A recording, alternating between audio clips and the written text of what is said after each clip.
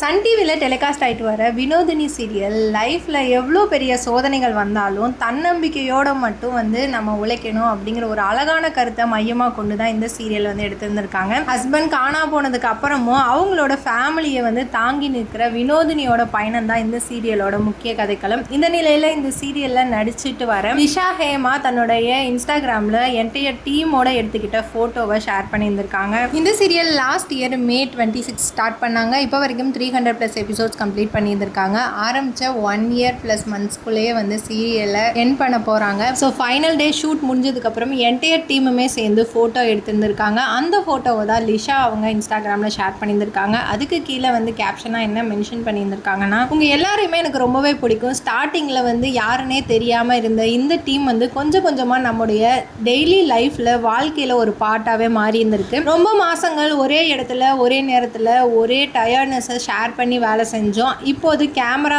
Of ஆயிருச்சு. ஆனால் நம்முடைய பந்தம் மட்டும் எப்போதுமே தொடர்ந்துக்கிட்டு தான் இருக்கும். அதுதான் உண்மையான டீம் கூட. ஸோ வினோதினி சீரியல் முடிஞ்சிருச்சு அப்படின்னு லிஷா அவங்க ஷேர் பண்ணியிருக்காங்க. இந்த போஸ்ட் சீரியல் பின்னால் ஒர்க் பண்ணுற ஆக்டர்கள் மட்டும் இல்லாமல் cameraman, lightman, makeup, costume, director, assistant டேரக்டர்னு என்டையர் டீம் சேர்ந்து உழைப்பை ஞாபகப்படுத்துது. ஷூட்டிங் முடிஞ்சாலும் அங்கே உருவான நட்பும் மறக்க முடியாத மெமரிஸும் எப்போதுமே அவங்க மனசில் இருந்துட்டு தான் இருக்கும். அதனால தான் இந்த போஸ்ட் ரசிகர்களை நிகழ்ச்சியில் ஆழ்ந்து இருந்திருக்கு. வினோதினி சீரியல் முடிய போகிறத பற்றி உங்களுடைய கருத்துக்களை கமெண்ட் செக்ஷனில் கமெண்ட் பண்ணுங்கள். மேலும் இந்த மாதிரி சினிமா அப்டேட், சீரியல் அப்டேட் பற்றி தெரிஞ்சுக்கணுன்னா மீடியா சேனலை சப்ஸ்கிரைப் பண்ணுங்கள்.